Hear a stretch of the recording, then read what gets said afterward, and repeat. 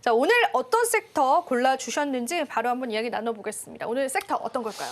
네, 일단 뭐 여전히 지금 좋은 모습을 보이고 있는데 더 좋아질 거냐 아니면 둘 중에 누가 더 좋을 거냐 가장 고민이 많이 되는 쪽이 에너지 쪽인 것 같습니다. 맞습니다. 그래서 제가 오늘 뽑아온 건 바로 전력과 전선. LS 에코에너지가 오늘도 좀 강했었잖아요. 강하죠. 네. 그리고 전반적으로 오늘 LS그룹이 우리나라 시장을 이끌고 있다. 그나마. 그렇죠.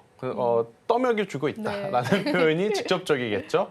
만약 오늘 LS그룹주들의 힘이 없었다면 굉장히 지루했을 것 같아요. 근데 이제 LS에 대한 이야기를 좀 잠시 해보면 일론 머스크, 그러니까 테슬라의 LS 일렉트릭이 또 묻은 상황인 거죠. 그러니까 이쪽에도 지금 LS 일렉트릭의 배전판이 이제 납품을 시작을 하게 된다. 또 이렇게 되면 또 LS 일렉트릭은 우리가 생각하지도 못한 더 좋은 실적을 낼 수 있겠다. 이게 이제 골자인데 저는 개인적으로 속도의 차이가 난 것, 그러니까 H현대 일렉트릭과 효성중공업, LS 일렉트릭의 이 속도 차이가 난 부분은 당연히 북미 시장에서 가지고 있는 점유율 차이이기 때문에 시간 차이는 좀 날 수는 있겠지만 다 같이 여전히 좀 긍정적으로 봐도 괜찮은 sektor인 것에는 동의. 대신에 산업에 좋고 나쁘고와 주식을 사고 파는 것은 항상 저는 별개라는 이야기를 드려왔는데 찬물을 끼얹고 싶진 않지만 앞으로는 조금은 보수적으로 접근을 해야 되는 섹터와 기업이 아닌가라는 의견을 저는 오늘 좀 드리고 싶습니다. 그러면은 네.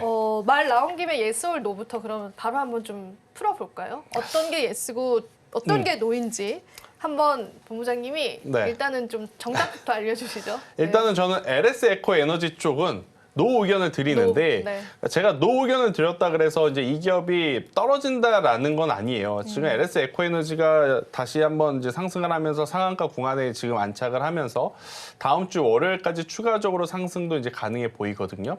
그리고 지금 LS 에코에너지가 이렇게 다시 한번 고점을 돌파해서 신고가 영역으로 가면 LS 일렉트릭이라든지 LS 마린 솔루션이라든지 뒤를 따라가는 종목군들이 많아질 겁니다. 그런데 이제 문제는 뭐냐? 이들이 지금 우리에게 보여준 뉴스들은 익히 알고 있는 뉴스들입니다. 네. AI와 데이터 센터의 어떤 성장으로 인해서 전력 수급이 가장 중요하다. 그러니까 이런 뉴스가 벌써 1년 반, 2년 반복된 뉴스예요. 여기에 지금 속도를 좀 붙여준 건 LA 산불 이슈가 또 있었고, 맞아요. 근데 여기에 만약 속도를 한 번 더 붙여준다면 그건 재건이라는 테마가 붙어서 한 번 더 움직일 수 있는 요소는 있을 것 같아요. 하지만 우리가 알지 못한 어떤 새로운 뉴스가 이제는 나오기에는 현실적으로 어려운 산업이 되었기 때문에 네. 이미 많은 부분들이 주가에 좀 선반영이 되어 있어서 기존에 보유하고 계신 분들은 당연히 빠르게 매도할 필요는 없지만 매수를 하고자 하시는 분들은 지금 쫓아가면 스트레스만 받습니다. 신규 매수는 그렇죠.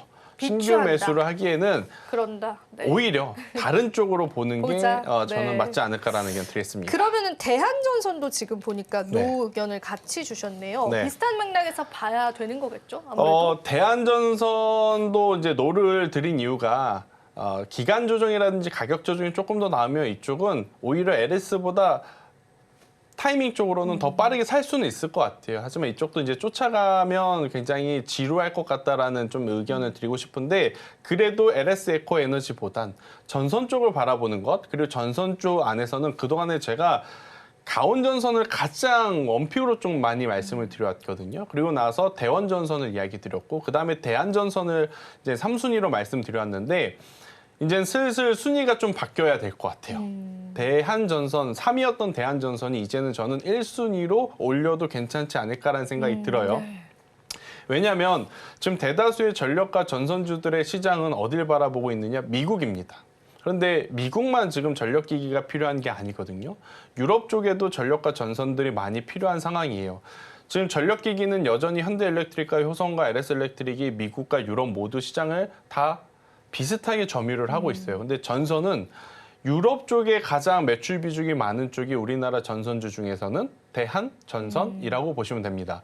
지금 미국이 중국을 규제하듯이 유럽도 지금 중국과의 껄끄러운 상황들이 계속 이어지고 있는 부분들이 있어요. 그래서 이쪽에 대해서도 만약 부각이 된다면 저는 전선주 안에서 대한전선이 앞으로 올라갈 수 있는 룸 자체는 가장 많이 열려 있을 가능성이 그나마, 높고 네. 지금 케이블에 따라서 육산 케이블이냐 해저 케이블이냐 말이 많거든요. 네. 근데 해저 케이블이 똑같은 길이야 똑같은 면적에서 공사를 하더라도 단가가 훨씬 더 높아요. 근데 그도 그럴 것이 저 몇 킬로미터 안에 지금 설치를 해야 되다 보니까 당연히 단가가 높을 수밖에 없는데 대한전선 같은 경우에는 육상 케이블과 해상 케이블을 모두 지금 영위를 하고 있는 상황이라서 저는 대한전선 지금은 아니지만 그래도 조정이 나온다면 가장 먼저 봐야 될 기업 중에 하나다라는 의견 드리도록 하겠습니다. 일단 전반적으로 전선 전력주들은 노라는 의견인데 그나마 하나를 보자면은 대한전선이다라고 말씀을 해주신 거잖아요. 그렇죠. 그러면은 그 전선 관련주들이 이제는 또 다시금 시장의 모멘텀이 돌아오지 않을까요? 그러니까 전선과 전력은 여전히 모멘텀은 계속 있을 거예요. 있을 건데 너무나 오랜 기간 동안 선반영이 되어 부분들이 좀 있다 보니까 저는 가격 조정보다는 기간 조정이 좀 나올 가능성이 높고 그 기간 조정의 끝은 언제를 봐야 되느냐 1분기 실적을 확인한 이후에 저는 신규 매수를 해도 괜찮다라고 생각이 듭니다. 네. 지금 우리가 이쪽에 대해서 그리고 조선주들까지도 같이 제가 좀 설명을 드리면 수주 잔고가 좋고 그리고 원달러 환율에 굉장히 수혜를 받을 수 있으니까 긍정적인 부분들이 많다고 생각을 하는 거잖아요. 근데 사실 다수의 기업들이 환해지를 다 걸어놔요. 그러니까 그 원달러 환율 수혜라고 하는 게 얼마만큼 이 기업들에게 지금 수익으로 가는지는 우리가 눈으로 확인할 필요는 있다. 저는 그것을 좀 말씀드리고 싶습니다. 네, 그러면은 이 기간 조정을 실적을 보고 확인하고 가자라고도 네. 말씀을 해주셨고 워낙 오늘까지도 전력이나 설비 쪽이 굉장히 뜨겁기 때문에 이 부분에 관해서 우리가 보수적으로 전략을 가져가야 될 것 같습니다. 그럼에도 불구하고 여전히 또 전선 쪽에는 관심들이 굉장히 많이 그렇죠. 몰리는 것 같아요. 말씀해주셨던 것처럼 LS 그룹주 같은 경우가 네. 사실상 동반적으로 전부 다 좋았잖아요. 그러면 LS 그룹주도 우리가 바라볼 때 이제는 좀 보수적으로 다 같이 바라보는 게 좋을까요? 저는 보유자분들의 영역으로 이제 그냥 확실하게 그렇게? 들어갔다라고 생각을 해요. 개인적으로는. 그래서 신규 매수하고자 하시는 분들도 저는 조금은 기다리셔야 되는 게 보면 HD 현대일렉트릭이 여기서 지금 더 올라가지 못한 상황에서 그렇네요. 과연 그 하위단에 있는 기업들이 각계 전투를 통해서 올라갈 수 있을 만한 요소가 있겠는가라고 하면 그렇게 많지는 않아 보이거든요. 그래서 HD 현대일렉트릭이 잠시 좀 피로도를 보여줄 수 있는 구간일 수가 있어서 저는 최대한 보수적으로 그동안에 잘 가던 쪽은 일단은 LS 브레이크를. 그룹주들도? LS도 네. 마찬가지고. 네. 네, 좋습니다. 지금 최근에 강했던 그룹주다라고 한다면 하나그룹주들, 그 HD 그쵸. 현대일렉트릭과 같은 그 관련 그룹주들과 또 그리고 LS 그룹주들 최근에 네. 강했는데 이 그룹주들에 관해서는 이제는 좀 보수적인 전략을 채워봐야 할지 아니면 그룹주 내에서 덜 오른 종목군들을 또 매수하는 것도 전략이 될 수 있을지. 여러분들이 오해하시면 안 될 게 만약에 제가 100주를 갖고 있어요. 그리고 나서 수익이 뭐 30% 50% 나오고 있으면 다 매도하라는 것이 아니라 절반 정도는 확보를 해 놓자라는 거죠.